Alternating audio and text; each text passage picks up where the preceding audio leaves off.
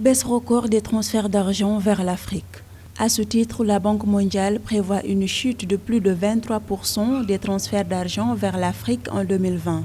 La pire récession depuis 25 ans dont fait face le continent induite par la pandémie de coronavirus en est la conséquence, d'après l'institution de Bretton Woods. Si nous prenons en compte cette privation, l'impact sera très drastique pour les économies africaines. La privation de tels fonds aurait un impact significatif dans l'équilibre également de la balance commerciale de ces États, parce qu'on imagine que la majeure partie des fonds qui sont transférés en Afrique subsaharienne, ces fonds viennent également aider les populations qui sont très pauvres. Une telle privation va renforcer encore les inégalités sociales sur le continent africain. Le volume des envois de fonds vers le continent africain devrait chuter à 37 milliards de dollars pour l'année en cours en raison de la crise économique du coronavirus, alors que le montant devait atteindre 48 milliards de dollars en 2020, selon les projections initiales de la Banque mondiale.